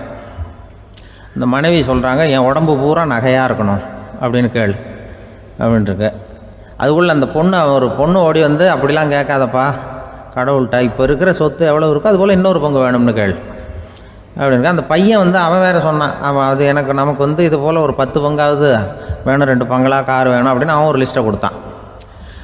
இவர் என்ன கேட்குறதுன்னு முடிவு பண்ணுறதுக்குள்ள அங்கே வேலை செய்கிற அம்மா, ஒரு வயசான அம்மா வந்திருக்கு, வேலை செய்கிற அம்மா. அது வந்து சொல்லிச்சான் இவர்கிட்ட, தப்பாரு கடவுள்கிட்ட அப்படிலாம் கேட்காதப்பா, நாளைக்கு வரும்பொழுது என்ன வர வேணும்னா எங்கள் குடும்பத்தில் எல்லாரும் அன்பாக இருக்கணும் பாசமாக இருக்கணும்னு கேட்டு வாங்கிக்கோ வரத்தை, அன்பு பாசம் குடும்பத்தில் எப்போதும் நிலவணும்னு கேட்டு வாங்கிக்கோ, வேற எல்லாம் நம்ம பார்த்துக்கலான்னு அந்த பெரியம்மா சொல்லிச்சான்.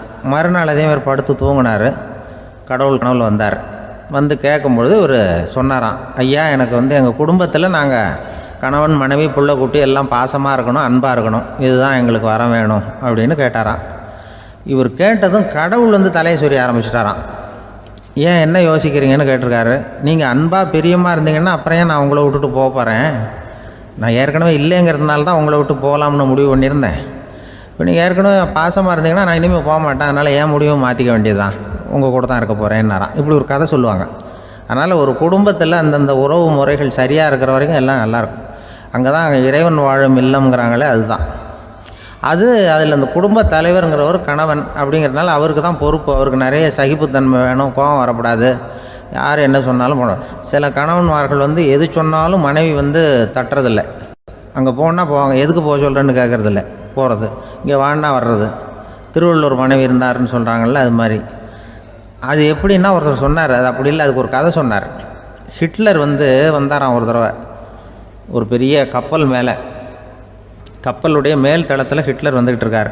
ஒரு இங்கிலீஷ் கேப்டன் எதிரில் நிற்கிறான். அவனுக்கு பெரிய ஆச்சரியம், இந்த ஆள் எப்படி இப்படி ஒரு தனி மனிதனாக இருந்துக்கிட்டு உலகத்தையே இப்படி இந்த பாடுபடுத்துகிறார் அப்படின்னு சொல்லி, உன்னுடைய வெற்றிக்கு என்ன காரணம்னு கேட்டாராம் அந்த இங்கிலீஷ் கேப்டன். இப்போ ஹிட்லர் சொன்னாராம், என்னுடைய வெற்றிக்கு காரணம் என்கிட்ட வேலை செய்கிற ஊழியர்கள், நான் கிழிச்ச கோட்டை தாண்ட மாட்டாங்க, நான் என்ன சொல்கிறேனோ அதை உடனே செய்வாங்க, ஏன் எதுக்குன்னு எதிர்த்து பேச மாட்டாங்க, அதுதான் என்னுடைய வெற்றிக்கு காரணம் அப்படின்னு சொல்லி அதை நிரூபித்து காட்டுறேன் பார் அப்படின்னு சொல்லி கையை தட்டினாராம் ஹிட்லர். உடனே ஒரு சிப்பாய் அங்கேருந்து வந்து லெஃப்ட் ரைட் போட்டு வந்து சல்யூட் பண்ணி நின்னான். உடனே ஹிட்லர் சொன்னார், நீ அப்படியே இந்த கப்பல் மேல் தளத்துலேருந்து அப்படி கடலில் விழுந்து செத்து போடா அப்படின்னு பொத்துன்னு குதிச்சுட்டான். எதுக்கு சொல்கிறேன் என்ன இதில், உடனே குதிச்சு செத்து போட்டான். இவருக்கு பெரிய ஆச்சரியம் கேப்டனுக்கு. ஹிட்லர் சொன்னார், இதுதான் என்னுடைய வெற்றிக்கு காரணம், தப்பார் இன்னொருத்தனை கூப்பிட்றேன் அப்படின்னு தட்டினா இந்த பக்கத்துலேருந்து ஒருத்தன் வந்தான், லெஃப்ட் ரைட் வந்து நின்னா, நீ இப்படி குதிச்சு செத்து போடா அப்படின்னு பொத்துன்னு குதிச்சுட்டான். எதுக்கு போக சொல்கிறீங்கன்னு ஒன்றுமே கேட்கல, குதினா உடனே குதிச்சுட்டான். அப்போ ஹிட்லர் சொன்னார், இதே மாதிரி என்னுடைய ஒவ்வொரு ஊழியர்களும் இருக்கிறாங்க, நானும் ஊழியர்களை இழக்கிறதுக்கு தயாராக இல்லை, தப்பார் தயாராக இருப்பேன் எப்போதும், தப்பார் இன்னொருத்தரம் தட்டுறேன்னு இன்னொருத்தர் வந்தார். எதிர்த்தாப்புலேருந்து ஒருத்தன் லெஃப்ட் ரைட் சல்யூட் அடித்தான். நீயும் குதிச்சு செத்து போடான்ருக்கார் ஹிட்லர். இவனால் பொறுக்க முடியல, இந்த இங்கிலீஷ் கேப்டன் அனாவசியமாக ஒவ்வொருத்தனாக குதிச்சுட்றானேன்னு சொல்லி ஓடி போய் அவனை குதிச்சிட்டான். குதிக்கிறதுக்கு முன்னாடி பிடிச்சி தனியாக எடுத்துகிட்டு போட்டான். தனியாக எடுத்துகிட்டு போய் அந்த சிப்பாய்கிட்ட கேட்டாரான் அந்த இங்கிலீஷ் கேப்டன், ஏன்ப்பா அந்த ஆள் குதிக்க சொல்கிறான்னா நீ ஏன் எதுக்குன்னு கேட்குறது இல்லையா, உடனே குதித்து செத்து போகிறீங்களே, இதெல்லாம் என்ன அநியாயம் அப்படின்ட்டுருக்கான் அந்த இங்கிலீஷ் கேப்டன் கையை பிடிச்சிக்கிட்டு. உடனே அந்த சிப்பாய்க்கு கோவம் வந்துட்டு தான், உடையா கையை, இவன்ட்ட வேலை பார்க்குறத விட உழுந்து செத்து போகலான்னு நான் கொதிக்கிறான். என்ன அனாவசியமாக எதுக்கே இருக்க சொல்கிறேன் அப்படின்னு சொல்லி குதிச்சுட்டானா. அதனால் இந்த உடனே சொல்கிறத செய்கிறாங்க பாருங்கள், அவங்கள நம்பக்கூடாது. கணவன்மார்களுக்கு ஒரு எச்சரிக்கை. சொல்கிறத உடனே செஞ்சுருவாங்க மனைவி. நீ அங்கே போனால் போங்க, வரணும் அது ஹிட்லர் மாதிரி நினைக்கிறாங்கன்னு அர்த்தம். இதுகிட்ட பேசிக்கிட்டு இருக்கிறத விட சொல்கிறத செஞ்சுட்டு போடுவோமே. அப்படி சமாளிக்கிற கணவன்மார்கள் உண்டு. குடும்பத்தில் அப்படிலாம் இருந்து சமாளிக்கிறாங்க. வாழ்க்கையில் வெற்றி பெற என்ன வழி? இது ஒரு முக்கியமான கேள்வி. இதுக்கு எல்லாரும் பொதுவாக சொல்கிற ஒரு பதில், உழைச்சா வெற்றி பெறலாம் அப்படிங்கிறது தான். வாழ்க்கையில் வெற்றி பெற உழைப்பு மட்டும் இருந்தால் போதாது, நேர்மையும் வேணும் அப்படிங்கிறார் பால் ஹாஃப்மேன். இவர் யார் தெரியுமா? இவர் ஒரு பெரிய பொருளாதார நிபுணர். 2வது உலகப் போர் முடிஞ்ச சமயம் அப்போ இவர் அமெரிக்காவின் நிதி ஆலோசகராக இருந்தார். தன்னுடைய வாழ்க்கையில் நடந்த பழைய நிகழ்ச்சி ஒன்று அவர் சொன்னார். இளம் வயசில் படித்து முடித்ததும் அவர் வேலை தேடிக்கிட்டு இருந்தாராம். அப்போது ஒரு கால்நடை வைத்தியர்கிட்ட போய் வேலை கேட்டிருக்கார். இவர் அங்கே போன சமயத்தில் அந்த டாக்டர் தன்னுடைய பழைய கார் ஒன்றை விற்பனை செய்யறதுக்காக வேற ஒருத்தர்கிட்ட பேரம் பேசிக்கிட்டு இருந்தார். வாங்க வந்தவர் இவர்கிட்ட அந்த காரை பற்றின விவரம்லாம் கேட்டுக்கிட்டு இருந்தார். கார் நல்ல நிலைமையில் இருக்குமா அப்படிங்கிற கவலை அவருக்கு. எல்லா விவரங்களையும் கேட்டுக்கிட்டு அவர் கடைசியாக சொன்னார், டாக்டர், இந்த காரை நீங்களே என்னுடைய ஊருக்கு ஓட்டிகிட்டு வர வேண்டியது. காரு எந்த ரிப்பேரும் ஆகாமல் என்னுடைய ஊருக்கு சேர்ந்துட்டுதுன்னா அங்கேயே நான் பணம் கொடுத்து இந்த காரை வாங்கிக்கிறேன் அப்படின்னார். நம்ம கார் அவ்வளோ தூரத்துக்கு வழியில் எந்த கோளாறும் இல்லாமல் போய் சேருமா அப்படிங்கிற சந்தேகம் டாக்டருக்கு. அவர் என்ன செஞ்சார் தெரியுமா? தன்கிட்ட வேலை கேட்டு வந்திருந்த இளைஞர் பால் ஹாஃப்மேனை கூப்பிட்டார். அவர்கிட்ட சொன்னார், இதை பாருப்பா, இந்த காரை நீ அவருடைய ஊர் வரைக்கும் நல்லபடியாக ஓட்டிகிட்டு போய் சேர்த்துட்டுன்னா உனக்கு நான் வேலை கொடுத்து விட்றேன். அது மட்டும் இல்லை, காரு விற்கிற தொகையில் கமிஷனும் கொடுக்குறேன், என்ன சம்மதமா அப்படின்னு கேட்டார். ஹாஃப்மேன் யோசனை பண்ணார். அதுக்கப்புறம் சரின்னு சொல்லி சம்மதிச்சார். கொஞ்ச நேரத்தில் அவரும் கார் வாங்க வந்தவரும் புறப்பட்டாங்க. இவர் ரொம்ப சிரமப்பட்டு வழியில் எங்கேயும் நிறுத்தாமல் காரை ரொம்ப சாமர்த்தியமாக ஓட்டிகிட்டு போய் சேர்த்துட்டார். இவரை அழைச்சிக்கிட்டு வீட்டுக்குள்ளே போனார். அப்புறம் கேட்டார், இதை பாருப்பா, இப்போ சொல்லு, இந்த காரோட நிலைமை இப்போ எப்படி இருக்குது? உண்மையிலேயே இது நல்ல நிலைமையில் இருக்குதா? உன்னுடைய மனசாட்சிப்படி பதில் சொல் அப்படின்னார். இவரும் உடனே காரு நல்ல நிலைமையில தான் இருக்குது அப்படின்னு சொல்கிறதுக்கு வாயை திறந்தார். அதுக்குள்ளே பார்வை எதிரில் உள்ள சுவர் மேலே பட்டுது. அங்கே இயேசுநாதர் படம் ஒன்று மாட்டியிருந்தாங்க. அதுக்கு அடியில் எழுதியிருந்த வாசகம் என்னன்னா, நீ பேசும் ஒவ்வொரு வார்த்தையையும் இயேசு கவனித்து கொண்டிருக்கிறார் அப்படின்னு இருந்தது. அந்த வரிகளை பார்த்தார். உடனே காரு சரியில்லை அப்படிங்கிற உண்மையை சொல்லிவிட்டார். இவர் இப்படி சொன்னதும் இவரை ரொம்ப ஆச்சரியமாக பார்த்தார். இவர்கிட்ட இருந்த நேர்மை அவரை சிந்திக்க வச்சது. உன்னுடைய நேர்மையை பாராட்டுறேன், உனக்கு கமிஷன் கிடைக்கணுங்கிறதுக்காகவே நான் இந்த காரை வாங்கிக்கிறேன்னார். இப்போ அவர் திகைச்சு போய் நின்னார். மறுபடியும் அவர் சொன்னார், நீ காரை ஓட்டிகிட்டு வரும்பொழுதே உன்னுடைய திறமையை பார்த்தேன், உனக்கு விருப்பம் இருந்தால் நீ என்கிட்டயே வேலைக்கு சேர்ந்துடலாம் அப்படின்னார். பால் ஹாஃப்மேன் அவர்கிட்ட வேலைக்கு சேர்ந்தார். படிப்படியாக முன்னேறினார். கடைசியில் பார்த்தீங்கன்னா அமெரிக்காவினுடைய நிதி ஆலோசகராக ஆனார். அதுக்கப்புறம் அவர் அந்த பழைய சம்பவத்தை எப்பவும் மறக்கிறதில்ல, அடிக்கடி சொல்கிறது உண்டு. அதனால் இதிலேருந்து நாம் தெரிஞ்ச வேண்டியது என்னென்னா, வாழ்க்கையில் முன்னுக்கு வரணும்னா உழைப்பு மட்டும் போதாது, நேர்மையும் வேணும். ஆனால் இந்த காலத்தில் சிலருடைய நேர்மை நமக்கு ஆச்சரியமாக கூட இருக்கும். ஒருத்தர் புஸ்தக கடை வச்சுருந்தார். ரொம்ப நேரமாக தேடி ஒரு புத்தகத்தை கையில் எடுத்தார். அதுக்கு பில் போட சொன்னார். அந்த புத்தக கடைக்கு வந்த இன்னொருத்தர் பில் போடுறவர், சார், இந்த புத்தகம் மகா அறுவை, மகா மட்டம், இது வேணாம் உங்களுக்கு, வேற ஏதாவது ஒன்று பாருங்கன்னார். புத்தக கடை வச்சிருக்கிறவரே இப்படி சொன்னார். வாங்க வந்தவர் இவர் ஆச்சரியமாக பார்த்தார். உங்கள் நேர்மையை பாராட்டுறேன், அது சரி, இந்த புத்தகத்தை ஏற்கனவே நீங்கள் படித்து பார்த்துட்டீங்களான்னு கேட்டார். அதை படித்து வேற பார்க்கணுமான்னார். அப்புறம் எப்படி இது மகா மட்டம்னு சொல்கிறீங்க அப்படின்னார். அதை எழுதினவனே நான் தான் சார் அப்படின்னார் அவர். இது ஒரு விதமான நேர்மை, நேர்மையை ஒத்துக்கிறது. எப்படி இருந்தாலும் வாழ்க்கையில் உழைப்பும் நேர்மையும் உயர்வதற்கு வழிகள். உழைப்பை விட நேர்மை முக்கியம் அப்படிங்கிறத புரிந்து கொண்டால் வாழ்க்கையில் வெற்றி நிச்சயம். ஒரு பூங்கா, அங்கே ஒருத்தர் நின்றுட்டு இருக்கிறார். நின்றுக்கிட்டே ஏதோ ஆழ்ந்த யோசனையில் இருக்கிறார். அந்த பக்கமாக இன்னொருத்தர் வந்தார். இவரை கவனித்தார். என்ன யோசனைன்னு கேட்டார். எப்படி எழுந்திருக்கிறதுன்னு யோசனை பண்ணிட்டு இருக்கிறேன்னாரு அவர். கேட்டவருக்கு ஒரு மாதிரி ஆயிட்டுது. ஏற்கனவே நின்றுக்கிட்டு இருக்கிற ஒருத்தர் எப்படி எழுந்திரிச்சு நிற்கிறதுன்னு யோசிக்கிறாருன்னா அது ஆச்சரியம் தானே. அதுக்கப்புறம் இவர் யோசிக்க ஆரம்பித்தார், என்ன இவர் இப்படி பேசுகிறாரு அப்படின்னு. கீழே விழுந்தால் தானே எழுந்திரிச்சு நிற்க முடியும். அதனால் எழுந்திரிக்கணும்னு நினைக்கிறவங்க முதல்ல கீழே விழணும். இவர் முதல்ல கீழே விழணும், அதுக்கப்புறம் தான் எழுந்திருக்கிறது எப்படின்னு சிந்திக்க முடியும். இந்த உலகத்தில் எல்லாருமே கீழே விழுந்து எழுந்தவர்கள் தான். இப்போ இந்த குழந்தை பருவத்தில் கீழே விழாமல் நடைபயில கற்றுக்கிட்டவங்க யாராவது உண்டா?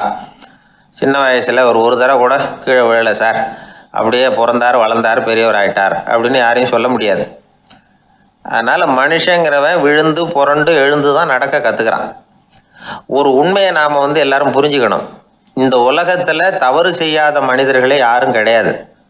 அப்படி இருக்கிறப்போ எப்போதாவது நாம் தவறு பண்ணிவிட்டோம்னா அதுக்காக மனசு உடஞ்சி போயிடக்கூடாது, வாழ்க்கையில் வெறுப்பு வந்துடக்கூடாது. ஒரு தவறு நடந்துவிட்டுதா அதுக்காக மனசு உடஞ்சி போடாதீங்க, அதை ஒரு பாடமாக எடுத்துக்கங்க. அதே தவறு மறுபடியும் நடக்காமல் வேணும்னா பார்த்துக்கலாம், அது போதும். தடைக்கல்ல படிக்கல்லாம் மாற்றிக்கணும், இதுதான் இதில் முக்கியம்.